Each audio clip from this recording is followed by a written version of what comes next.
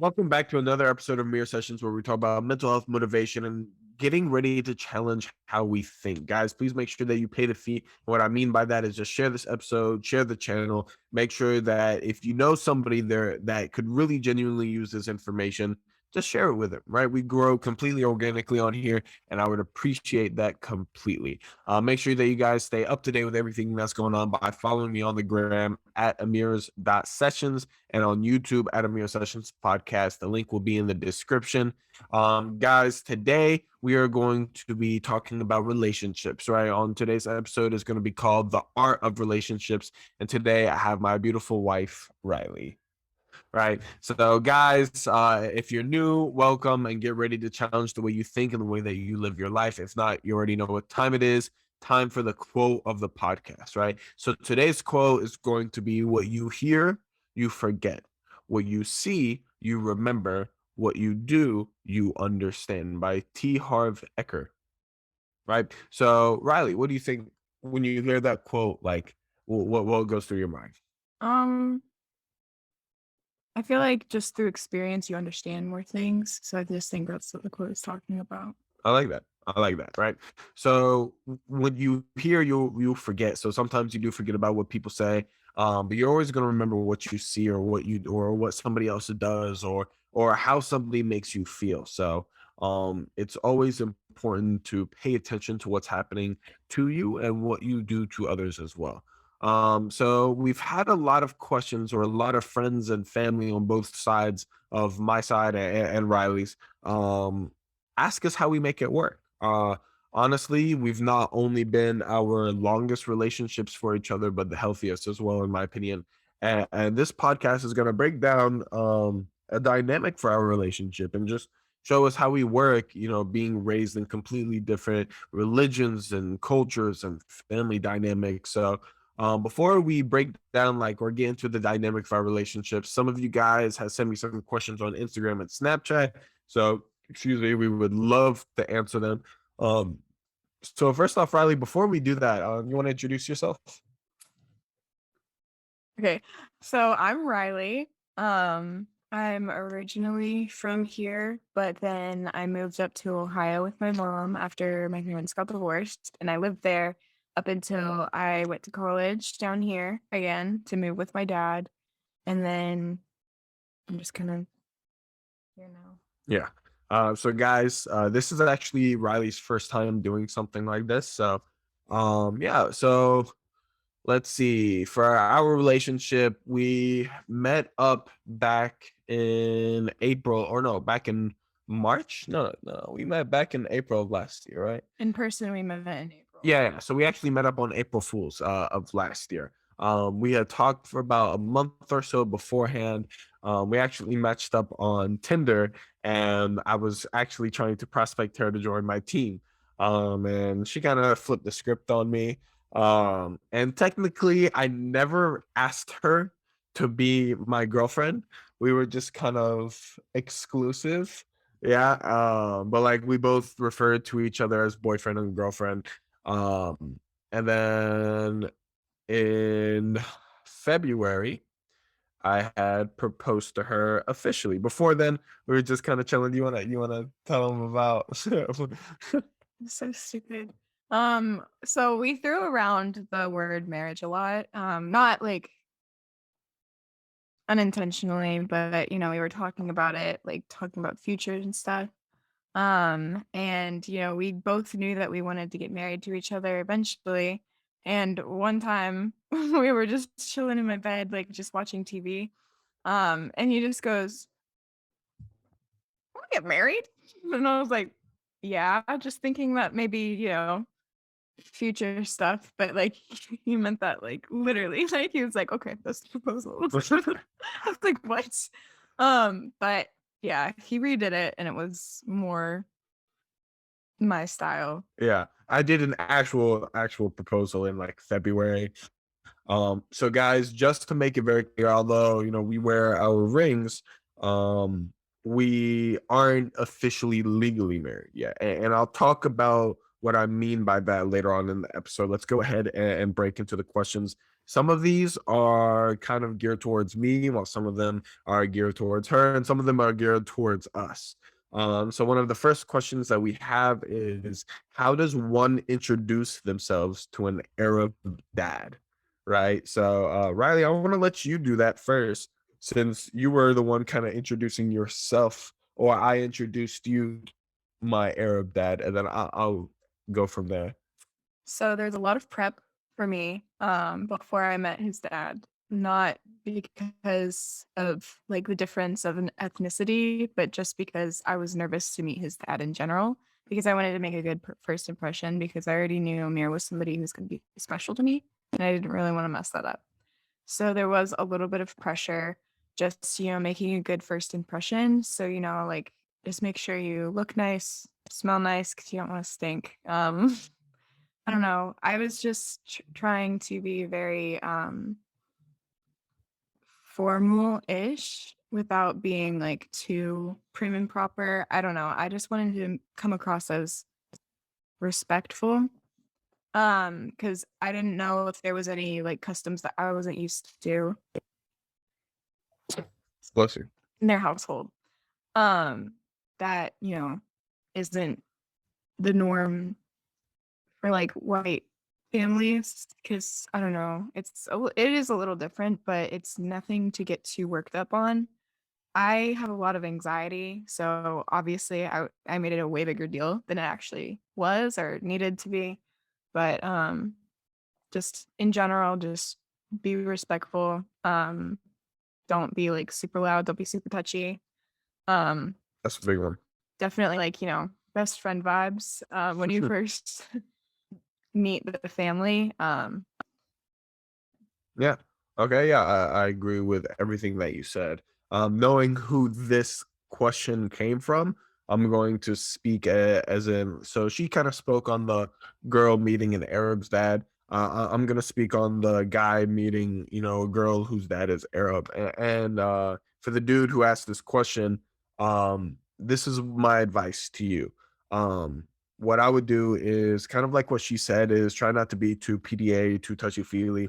Arabs are kind of like, kind of don't do with the whole public display of affection kind of thing. It's weird to me because you would think, oh, this is someone that I care about, this is someone that I would happily flaunt in public, but it's kind of a different world in the Arab world. So um make sure that they know what your intentions are.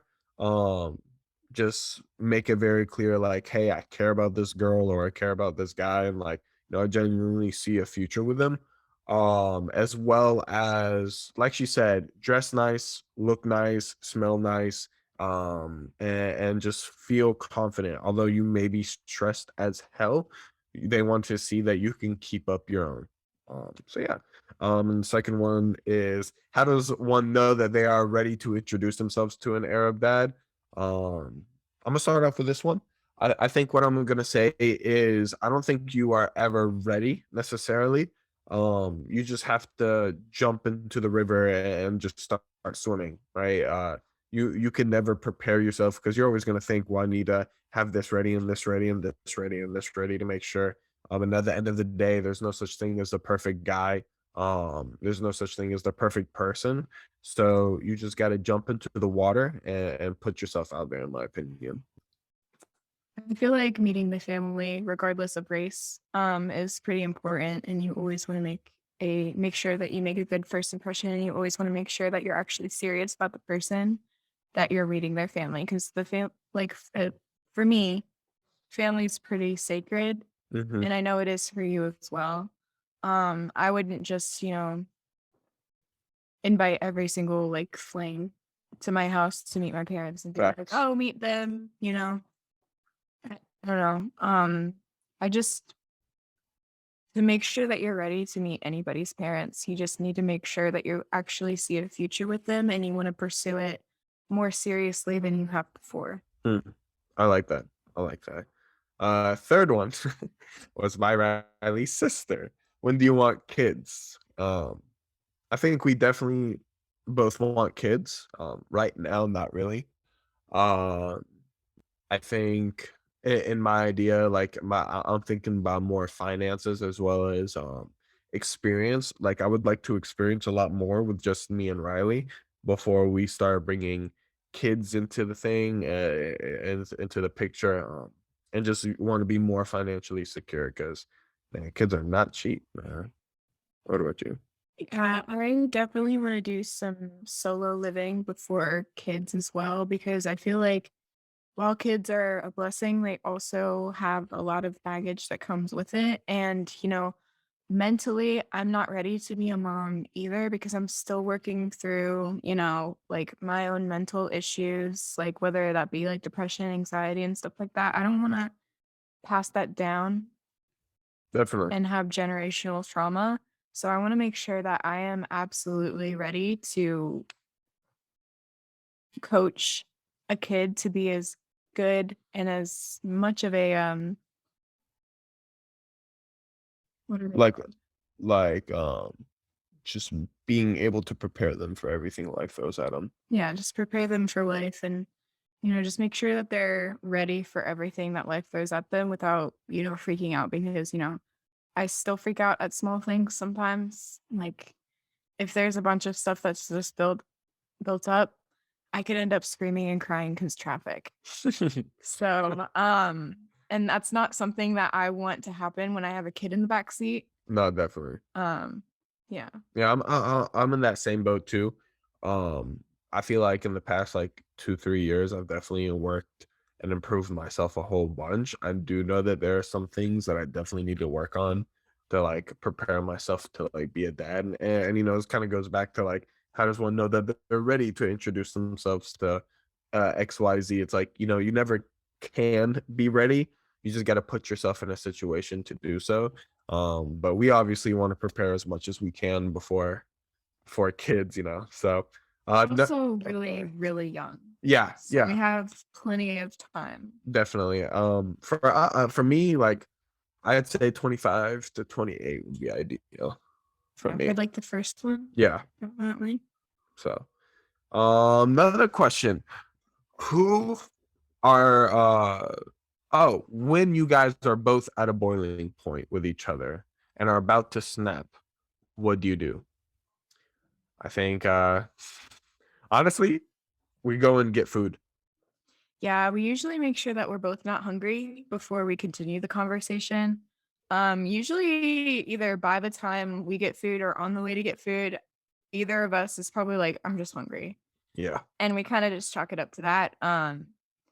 Whether that's, necessarily completely healthy or not, it works for us. We're definitely Um, both food motivated. yeah. We also end up laughing at each other during like our arguments. We don't really argue. We argue about stupid stuff. And sometimes I just pick fights at him just because I'm bored. Um, like just stupid things. And then I end up laughing because he calls me out on it being dumb. Yeah.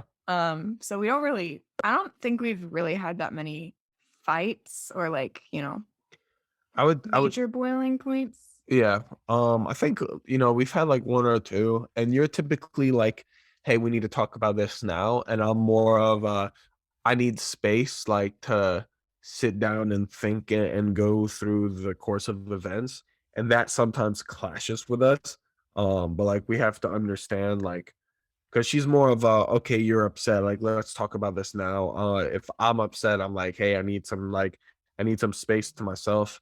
And typically what we do is like for her, I'll go, hey, I love you. Like, I just want to let you know that that has not changed. But I need some time to myself, whether it be a couple minutes or a couple hours, or maybe even just the night to myself where I'm just like, I just need it. And then we kind of go back to each other the next morning or the next day, and we just kind of talk about it. And like she said, we usually go and grab food. It always makes us better because who doesn't love food?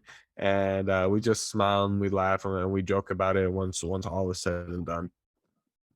And we don't really hold anything against each other, Yeah, really. not Like really. not in a serious way. Yeah, like we'll joke about it, but yeah, no, It's never like malicious. I would definitely agree. Who are couples that you may be inspired by or look to for guidance? Question. I'm curious about you for this. I kind of pull from multiple different couples for multiple different reasons. I take from my dad and my stepmoms because they use humor a lot in their relationship and, they're pretty happily married. They do argue a few times, but like not as like, about as much as we do. Yeah. But they always pull in the humor to make things better again. And I feel like adding humor and adding laughter to a relationship is very important. Because you need to make sure that, you're still enjoying your time with your partner and it's not like a chore to be around them. Yeah. Which is kind of like how my past relationships sometimes felt was like, I understand that past relationships, you get past the puppy stage part and then it's kind of like you're getting a little annoyed with each other, you're getting a little you kind of butt heads a little bit, and that's normal. But some things just weren't right for me. I'm not really gonna go too into it because that's not what this is about, but For sure.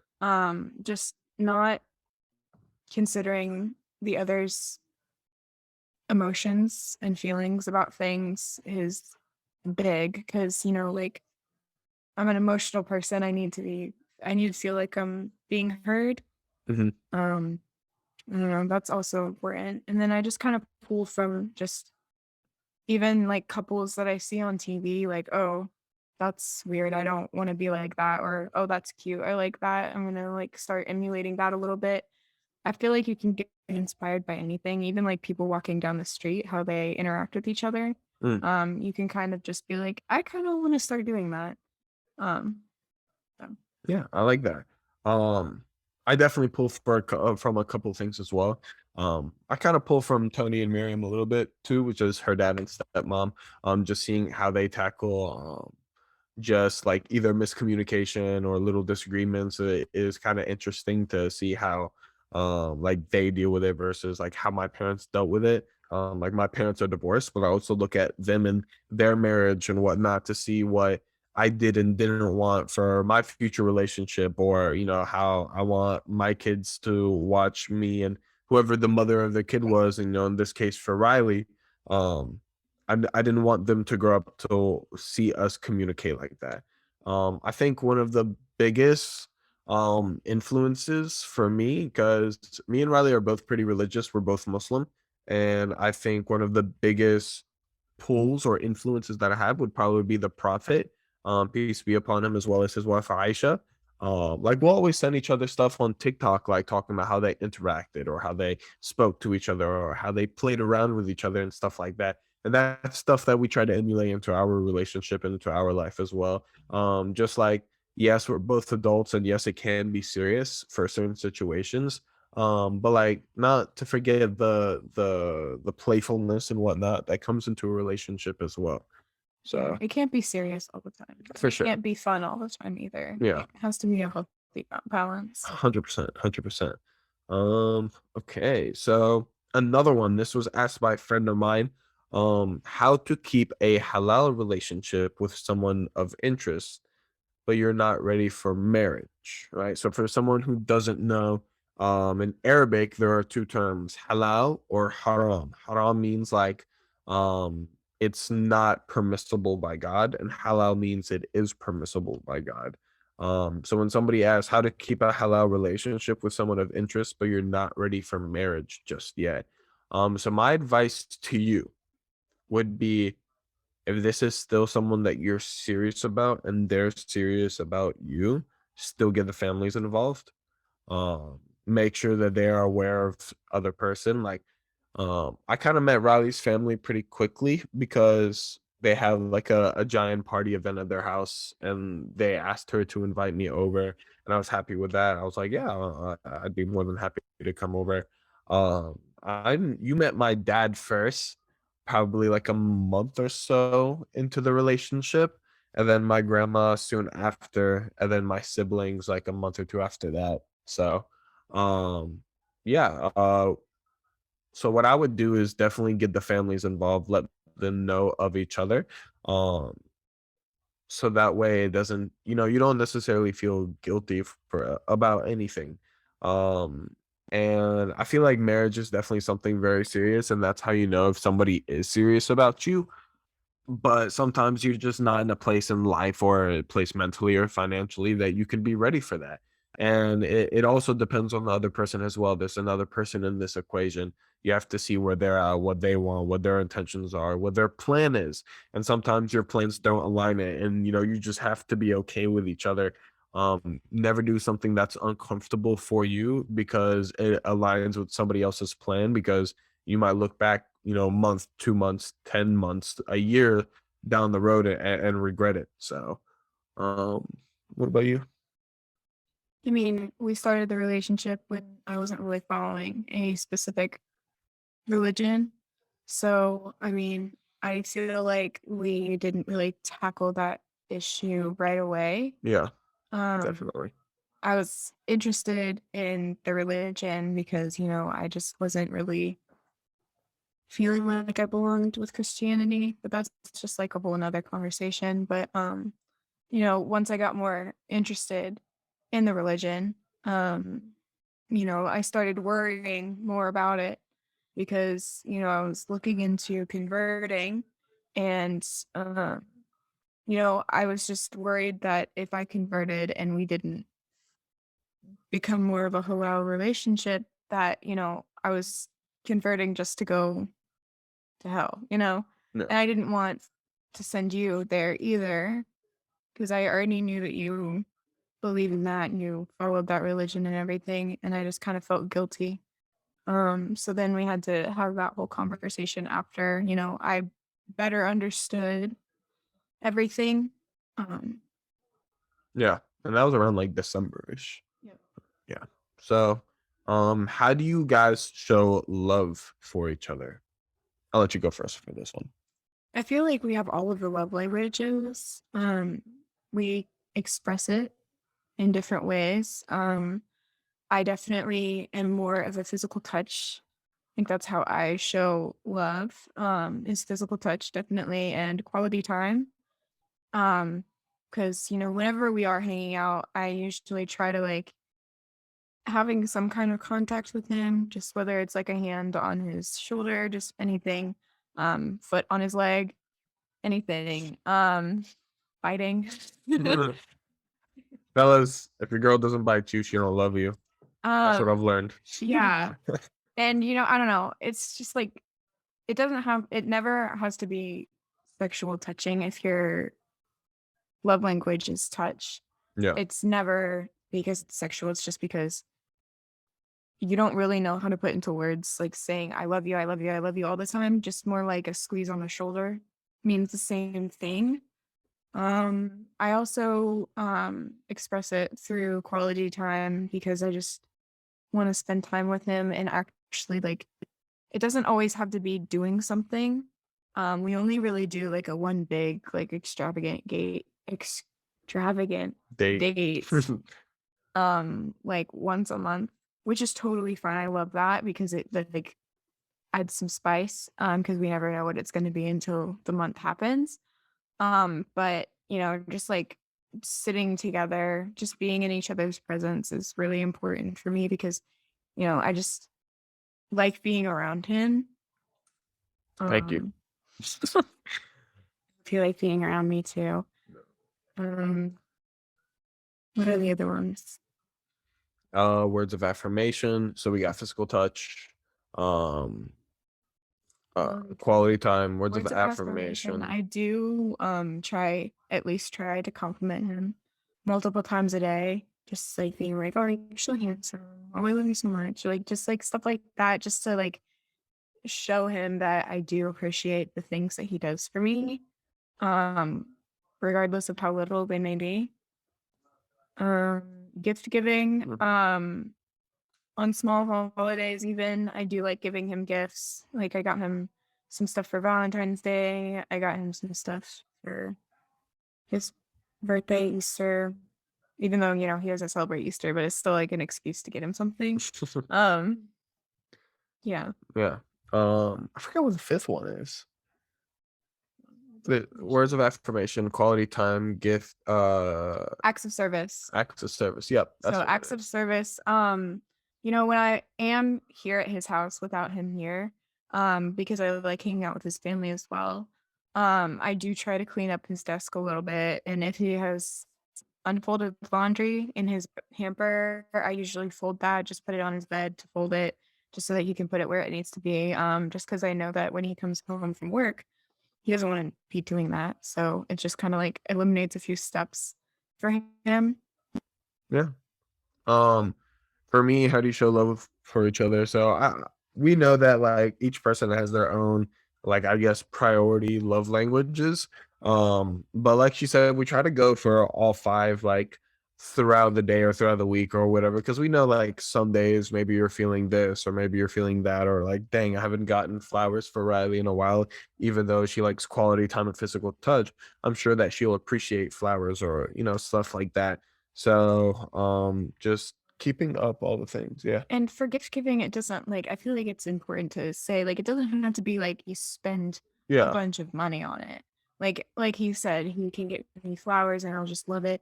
I mean, I got him a rock because I saw a rock on the ground and I thought it That'd was be really really cool. pretty. Yeah, Yeah. I thought it was a really interesting rock. I don't know. It just kind of it looks normal, but listen, it was the prettiest one that I found that day. And I was just like, I think he'll really enjoy this. And whether he actually like really loves it because it's a rock or he loves it because of the sentiment behind it, like it can be something free like that. Yeah. No, I So agree. I agree. So um just having that conversation with your partner, like that was an early conversation that we had. Like, okay, what are your love languages? So that way we can know what to do for each other. So, like, for me, I love giving gifts. Like, I love buying stuff. I love spoiling her, and she hates that. And she's learning to accept it more and more and more. it's been But hard. yeah, but like I love, just spending money on her, whether it's like buying her shoes or driving up to Virginia to go to see the Science Museum of Virginia, or even going out on expensive dinner once a month, or like we just went and got bagels this morning. um it's just stuff like that. I just just figuring out what each other's love languages are, and being able to handle them, I feel like is very important. It's a very important conversation to have. So another question: what are your rules for best friends of the opposite genders?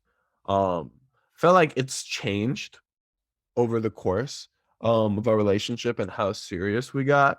So like at first, like we were both like, okay, like you can hang out with opposite genders and whatnot. And as we got like more and more serious, we were like, nah, like like It's not like I don't want him to hang out with friends that are girls at all. yeah, Like if it was a group of people and like a girl just like was of his friend, like his friend Chloe, like if she decided she wanted to come and it was like the group of his friends, I really wouldn't care.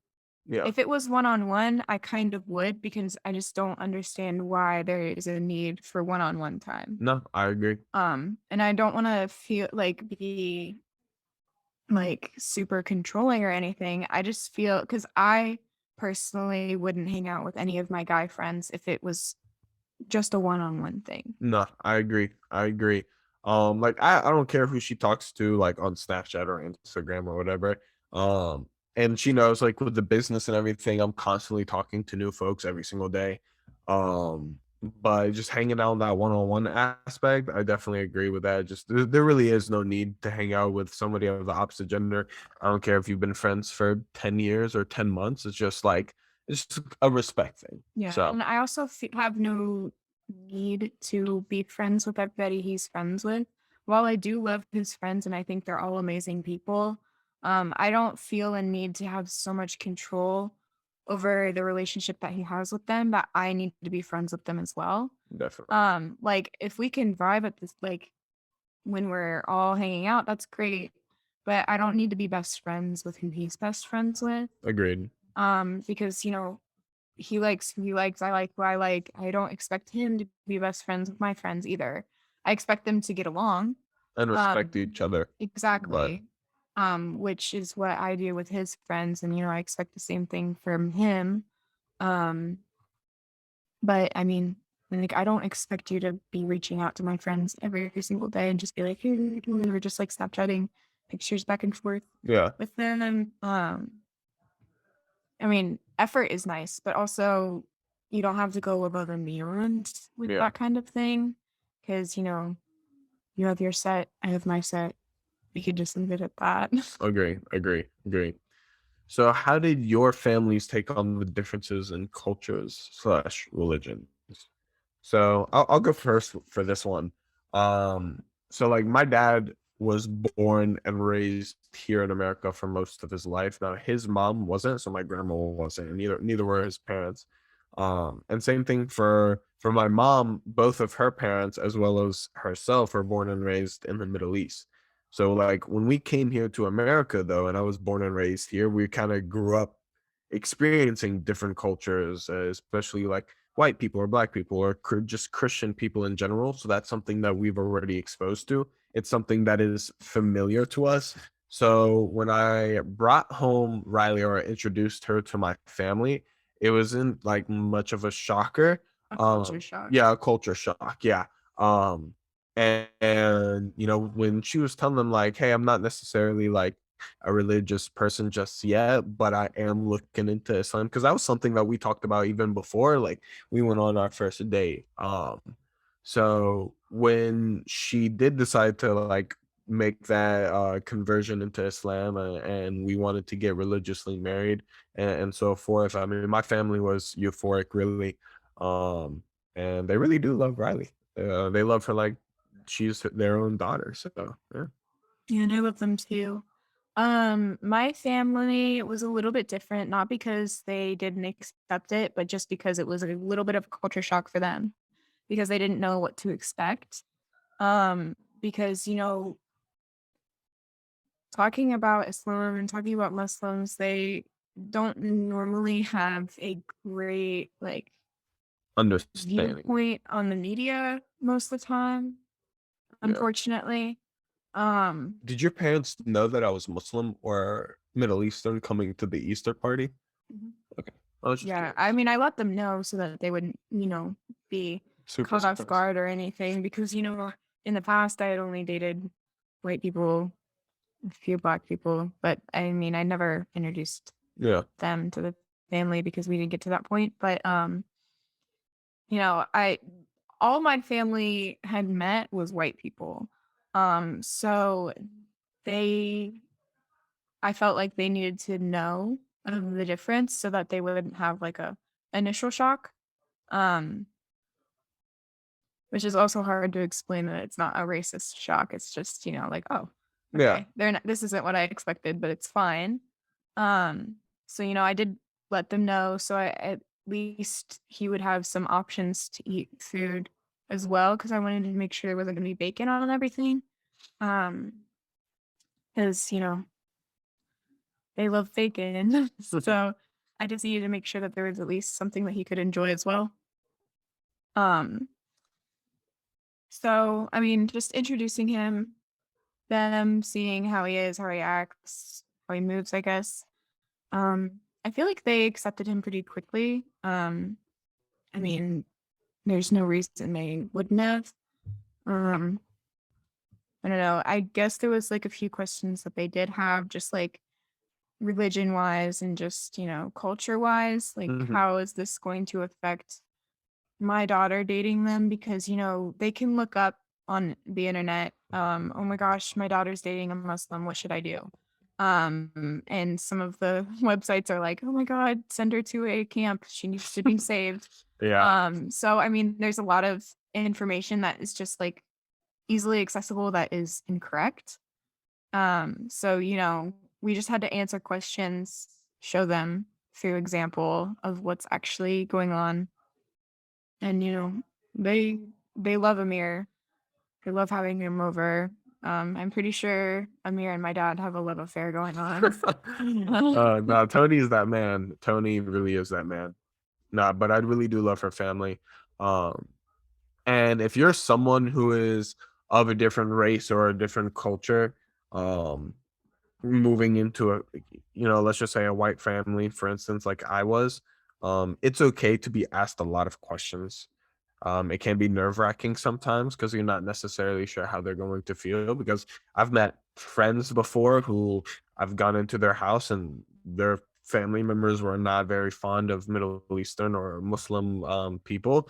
And you know what? That's just how it is sometimes. So there is that initial fear of like, what if? But at the end of the day, like I always tell other Muslim brothers and sisters, like, you know, typically we're going to be the first Muslims that people genuinely sit down and have a conversation with if that's your type of personality. I know that I typically am. So, you know, you kind of have like a responsibility to uphold in the sense of making sure like we do our due diligence and inform people and let them know like, hey, we're not the big scary bad guys on the media. We're regular human beings with just different but very, very, very similar beliefs to you guys. So Most of the questions are just coming off of curiosity yeah, because they just don't know. yeah. So it's kind of ignorance, but it's not in a like It's not out a of try to be disrespectful kind of way. It's yeah. just like they genuinely don't know because I had to ask him a bunch of questions because I didn't know a lot of things. And like you're not taught a lot in school. You're not taught a lot like through just like even Google searching. You have to be careful what you read because there's a lot of misinformation out there. Um, so you just kind of have to actually learn it from a actual From an person. actual Muslim. So, for those of you guys who are curious about Islam, or do have any questions, my DMs are open. Riley's DMs are open. She might take a little bit longer to reply. I Uh, never go on Instagram. I'm yeah, so sorry. but you know, if you do have any questions, feel free to reach out to me. You know, I've had plenty of people reach out curious about Ramadan or how we pray or what we believe in. If you just want to have a genuine conversation, um, I'm more than up to it. So yeah. And the last question is, what would you say was your guys' biggest obstacle to overcome, and how did you do so? Well, at the very beginning of our relationship, Amir did say that he didn't want to be with somebody who drank or smoked. And I did both. So I had to decide very early in the relationship whether I was, willing to give that up or not. Mhm. Because, I grew up, that's kind of like, at least drinking was kind of expected. I was going to end up doing once I was 21. I obviously did that way earlier because, high school. But, I had to come to terms with this thing that has been so glamorized my entire life. I need to give that up and I'm not going to be partaking. And is that something I'm comfortable with? Um, Obviously, I ended up not drinking anymore, not smoking anymore. But that was a big one that we first, tackled. I Yeah. think that was our only real big one. I mean, we did talk a little bit about religion. I did ask him, I was like, can you even date me if I'm more Christian leaning, and you're, following Islam? And he was like, I can date somebody who's Christian or Jewish or Muslim. Like it doesn't like as long as it's one of those three, we're good. So I was like, okay, awesome. So I never really had the pressure of, oh, I need to convert if I want to stay with him.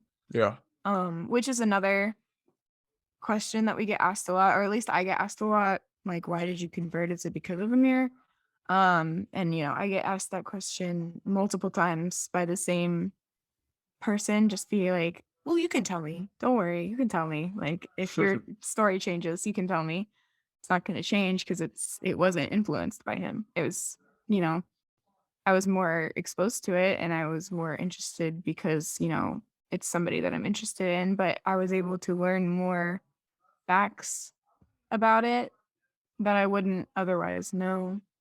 Yeah.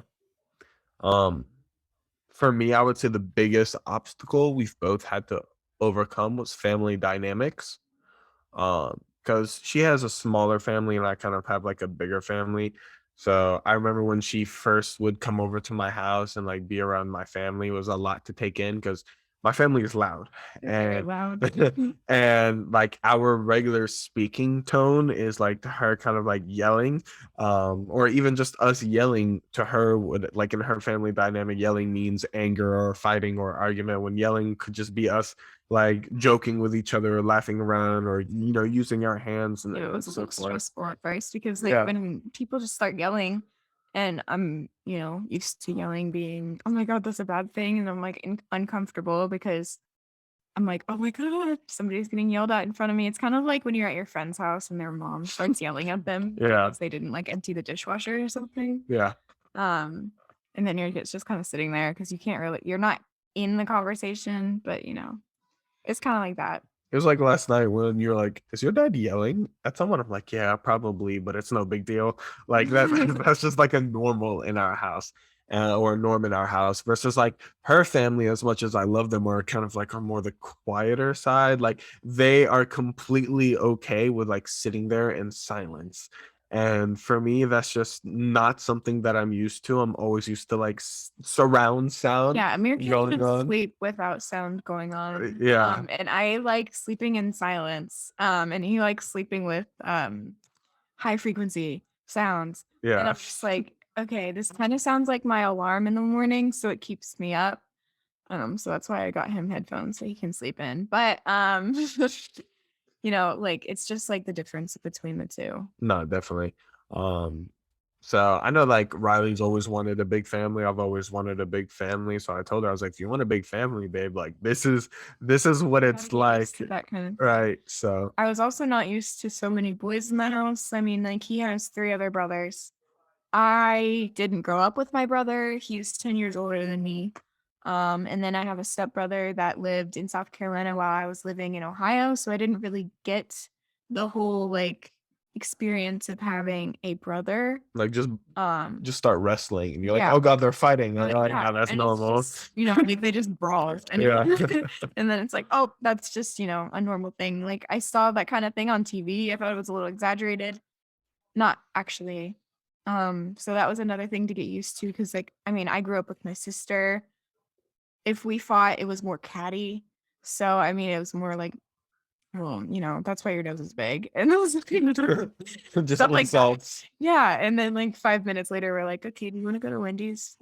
Yeah. But yeah, so I had to get used to that as well. And, get used to that because if I do want a big family, there's a possibility of having multiple sons, and that's going to be a norm. Like just the wrestling would be a Yeah. norm. And only that, but you got two siblings and Jacob, that would be three. And then I got three siblings.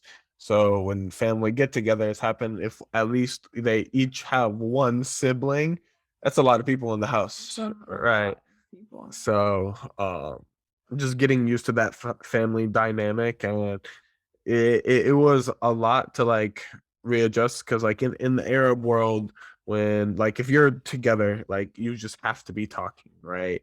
um and just going over to her house and we're just sitting there in silence, I'm like, oh, I need to say something, but I don't want to be rude and interrupt them watching TV or just them on their phone or whatever. So you just got to learn to overcome that. And I always thought that Riley's parents didn't like me because of that.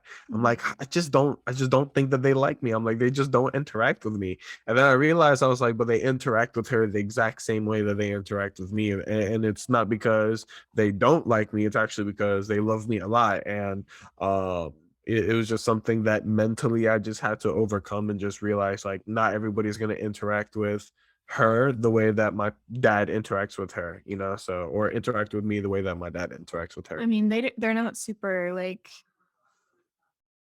Conversational. Yeah. extroverted. I mean, I guess my dad is a little bit, but he doesn't feel the need to impress you all the time or like super connect all the Yeah. Or time just because entertain somebody. yeah, exactly, because he feels like, oh, I like him. I like this space. We're gonna enjoy this space together, Yeah. just, quietly, but like not, it's kind of hard to explain. Yeah. And I'm sure those of y'all who have similar family dynamics know what we mean. But yeah, I mean, that's honestly the end of the questions. And just to be completely honest with you guys, there's no good or great relationship that's going to come with ease. It's going to come at sacrifice and communication and trust, as well as a level of belief within one another. It takes hard work on both ends, and it's okay if you're not ready for that. Continue to work on yourself until you are ready to add more onto your plate. I know a lot of people who are like, I got to break up with this person to work on myself. And at first I understood that mentality, but then I kind of like, I kind of switched. I was just like, no, that doesn't necessarily make any sense because we can work on each other as well as on ourselves together. Because who else is going to be a better accountability partner than the person who wants what's best for you? Um, and if the person that you're in a relationship with doesn't want what's best for you, then I'm sorry, you just gotta hop out of there. Yeah, Uh, then they were never the right person. yeah, 100%. So, before we hop off, do you have a final message to the people out there? Just don't put too much pressure on a relationship. It'll do what it needs to do. And, if you're not happy, there's a reason that you're not happy. You don't have to force somebody to do what you want in the relationship. Mm, If it's important for them to make you happy, you only have to tell them what you need a few times and they'll start doing it. yeah, It doesn't need to be a constant monthly thing like, hey, I really want you to start like posting me more. Oh, babe, I don't really post anything anyways. Like, if that's important to you, it should be important to him as well. That's a stupid example, but it's a very common one yeah. that a lot of my friends have. Um, so But yeah, much love, family. Hope you guys gained some value from this episode. And if nobody has told you lately, I am proud of you. Don't forget to follow me on the gram at Amirs.sessions. And for y'all listeners now on the YouTube channel, make sure that you tune in at Amir Sessions Podcast. Like I said at the beginning, link will be in the episode description. Make sure that you guys follow Riley on the gram too at Riley_Tapper. The fellas don't try to slide in the DMs. She's taken. Let's get our shit together. I will catch you guys on the next one. Peace out.